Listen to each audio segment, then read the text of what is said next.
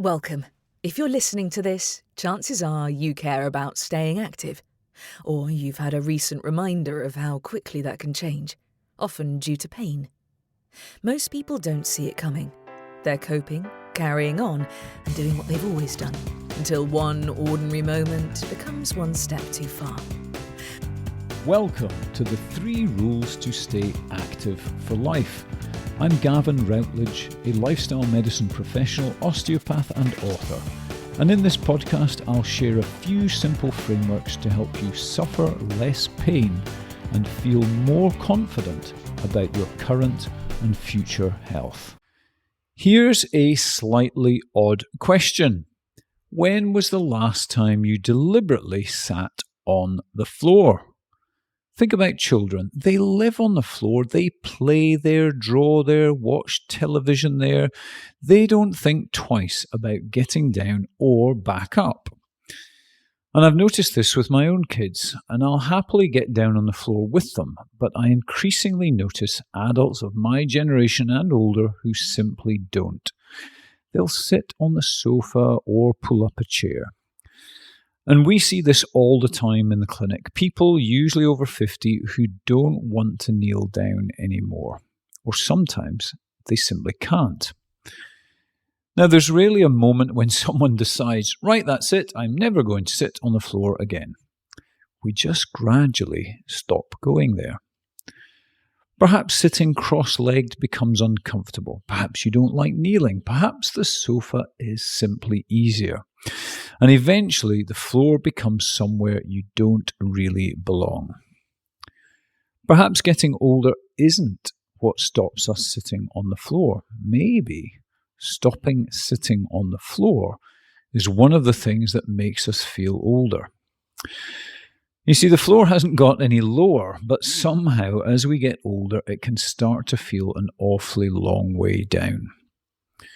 So here's the thing. Can you comfortably spend time on the floor? And here's another important and revealing question. Can you confidently get yourself down there and back up again? And actually, sitting on the floor asks quite a lot of your body. You need enough movement in your hips, knees and ankles to get comfortable. You need strength in your legs to get down there and particularly to get back up. You need balance and coordination as your whole body moves through space. And then there's something we talked about recently in the episodes on power and balance. If you start to wobble, you need to be able to react. But perhaps the most important ingredient is confidence. Do you trust yourself to get down there? And perhaps more importantly, do you trust yourself to be able to get back up? And this is use it or lose it played out across years of your life. And here's how it happens. Perhaps your knee hurts. So one day you go to kneel down and it hurts. So you don't do it. And next time you think, I just won't bother. Sitting cross-legged starts feeling a bit uncomfortable, so you choose the chair. Getting back up requires a bit of an undignified heave. So when the grandchildren are playing on the floor, you stay on the sofa. None of those decisions in the moment seems important. But repeat them for 5 or 10 years and something big has shifted. You've stopped practicing getting down. You've stopped practicing getting back up. Your hips aren't moving through those ranges of movement. Your legs aren't producing the force. And eventually you say, I can't get down on the floor anymore. We often think we stopped doing something because we lost the ability. But sometimes we lost the ability because we stopped doing it.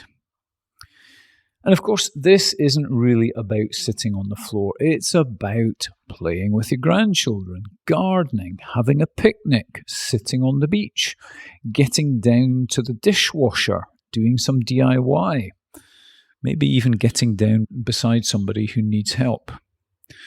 And ultimately, getting yourself back up if you do happen to fall. Getting down onto the floor is not a gym skill, it is a life skill. The question isn't whether you need to sit on the floor every day, it's whether you want to still be able to do it. So how are you doing? Can you sit comfortably on the floor? Cross-legged? Legs straight? Kneeling? Can you change position? Can you get back up? Do you need a hand or two hands? Maybe grab hold of a piece of furniture or even another person to heave you up. Don't judge yourself. Just treat this as feedback. If it's appropriate and safe for you, spend a little more time there on the floor and change positions. Practice getting down, practice getting back up. Use support if you need it. And remember, start low and build slow. The goal isn't to learn some perfect technique for getting off the floor. The goal is to simply preserve the capability. And of course, you may not particularly care whether you can sit cross-legged on the floor today, but what you're really protecting isn't the ability to sit on the floor, it's the strength, mobility, balance, and confidence that allow you to keep choosing how you live. If you want to be able to get down onto the floor comfortably 10 years from now, what do you need to keep doing today? And that's what I mean by training for independence. We're maintaining abilities now so they're still there when we need them later. So here's your question for this episode. When did you last deliberately sit on the floor? And what's one small step you could take this week to build a body you trust just a little bit more? Until next time, keep building a body you can trust to keep you independent and active for life. If today's episode sparked a shift in how you think about your body or your health, don't try to change everything at once. Choose one small action this week, something that nudges you towards staying active rather than avoiding discomfort. That's how confidence is rebuilt.